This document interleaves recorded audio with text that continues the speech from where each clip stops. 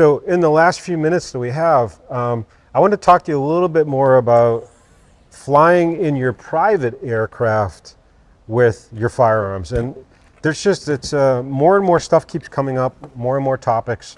And we just had a conversation the other day. Now, I apply the safe passage laws to when I'm flying in my airplane, just like I would if I was getting in my car and driving from here to New Hampshire.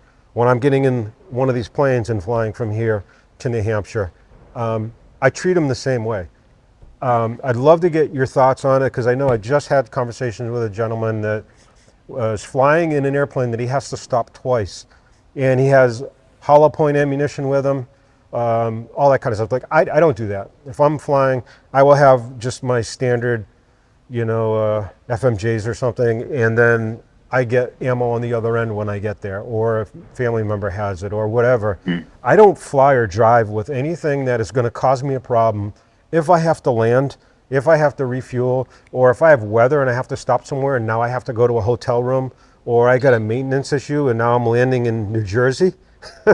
I'd probably rather crash in the ocean than land in New Jersey with this firearm. So I know I'm joking, everybody, but my point, I'm kind of being serious at the same time. My point is you're being a pilot goes to a whole nother level of responsibility when you're also now carrying firearms and ammunition. So, somebody just talked about that, and it was like he had all kinds of hollow ammunition with him, and he was going to fly and land twice. I'm conservative. I wouldn't do that. But I just wanted to get your thoughts on, how would I, should I, and even when I fly in my own airplanes, I lock them up just like I do if I'm getting on an airline. Now, obviously, I'm not getting my tickets for the airlines and all that, but I lock them and everything so that and it's not just for any legal reasons, which is my start, but it's also just for safety. If there's other people on your airplane, well, you want it out in a bag in the back, and you ask somebody to grab a water, and they reach down in there and they happen to pull out your firearm, or there's kids on the plane. I mean, there's so many variables that I think we should think about, and I just loaded you up with a whole bunch of questions there. No, that's all right. But let's start with the ammo, Yeah, I'm tracking 100%. Well, with the ammo specifically, like hollow point ammunition, like I think we know, like hollow point ammunition in the state of New Jersey, for instance, is unlawful to possess. Even if so there's no exception to that, really. So if you're traveling from state in the north to a state in the south and you want to go to a state in New Jersey, there's no lawful way to bring hollow point ammunition through that state. Even if it is locked and separated and out of reach and all that stuff, it doesn't apply because the National Safe Transportation Act, that law of travel, doesn't permit you to possess items that are unlawful in that jurisdiction. That particular state. It says it right in exactly. the first sentence. And that's where the problem is. So one thing you could do is, one, just stay out of New Jersey. That'll get that job done. Like with hollow point specifically, there are probably others I don't know off the top of my head. But New Jersey is one of the few that strictly outlaw that product. Well, you can't take this into Massachusetts. Yeah, well, you can possess it in mass under safe transportation. You just can't carry it, can't be loaded, you can't buy it. But if there are some exceptions. It's just a narrow window. So a good bet is to carry, or if you're going to be traveling, is to have something that's conservative enough where it's not highly regulated, it's not unlawful to possess in the jurisdictions that you plan on going to.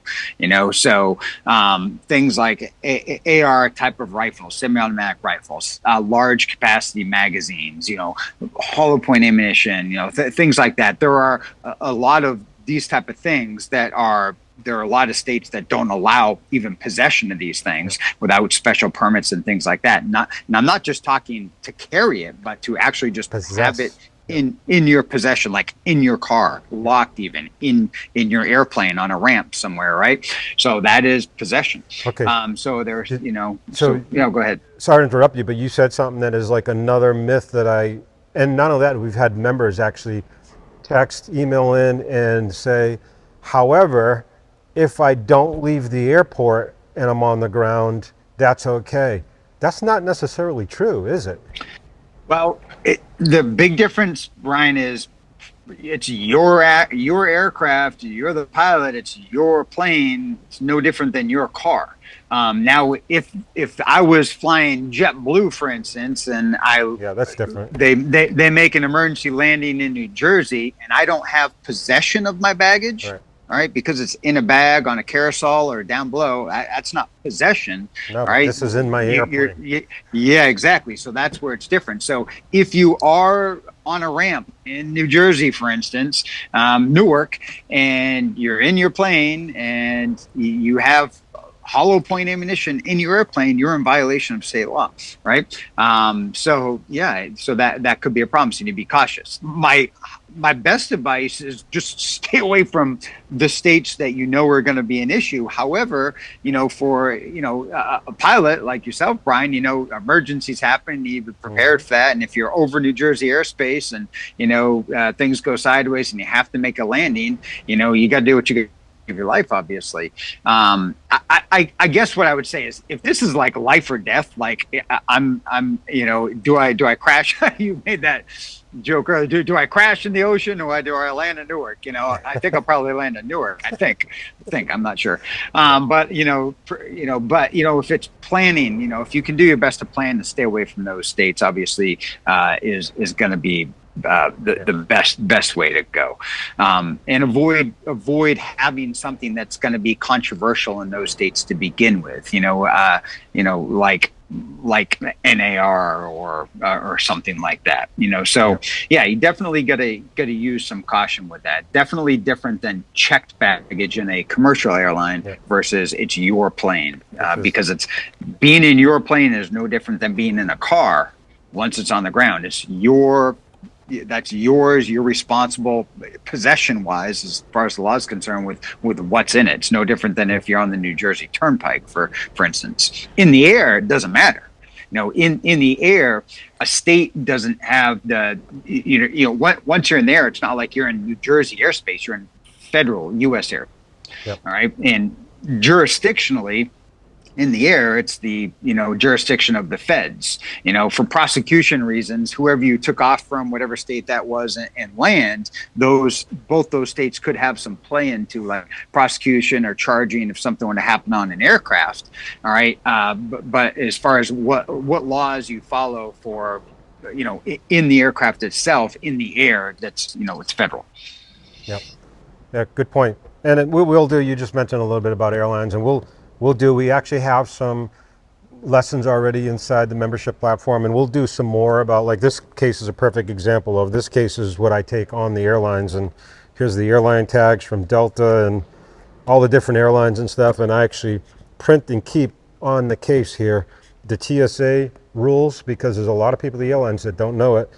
In my safe passage law is printed inside this case too, so I usually have these all on this case as I travel with it, and we'll get into that on a different episode. But you just mentioned it, so I thought I'd show that a little bit. That's a great thing to do. I've got those printouts inside my Pelican and Storm case as well. That's excellent advice, Brian. Definitely do that, because you're right. At an issue, you can say, well, here you go. It's right here. Here's your own TSA laws. Would you like to look it up in your own book? But this is it. So what's your question? Exactly. Yeah. That's good advice. Yep, definitely. Cool. This was awesome. Stuff. I think we only covered a fraction of what we could have covered. I know we're going to be doing more. Right now you hear the sheriff's helicopter landing right in front of the hangar here. So wicked cool. That's awesome. Sorry about that. But anyway, this is so awesome, Adam. This is great information. Thanks for being on. And I know we got a whole bunch of stuff scheduled for members and stuff. We're going to get into even more of EDC, because one episode we're doing here soon is EDC, but also EDC in your airplane. Because my EDC actually changes a little bit when I'm jumping in the airplane to go. I mean, obviously I have my typical, med kits and my tourniquets and things like that, but a bunch of other stuff ends up being in here, like an EPIRB, sat phones and things like that when I'm putting this in the airplane. Like, some of these are empty right now, as you can see, and that's where sat phones, EPIRBs and stuff fill this whole thing up. So my EDC kind of alters a little bit for, am I going off-roading? Am I just around town every day? Or is it jumping in the plane? And I have it set up where it's real easy for me. My plane EDC boom, boom, boom, drop it, pick it up, go to the plane. So I can't wait to go over that with you, because when it comes to EDCs and what we carry every day with our firearms and stuff, I know you're a master at that, which is why I call you Master Yoda. But can't wait to have that conversation. Yeah, definitely looking forward to that. It's definitely more than the gun, that's for sure. There's a lot more to consider for EDC than the gun. This is one of many tools, that's for sure. So yeah, this was awesome, Ryan. Very cool. Awesome. Well, thanks for coming on. Thanks for everything you're doing for the members, and looking forward to seeing you on the next one, Adam. Absolutely. Sounds good. All right. See you guys. Take care. Bye.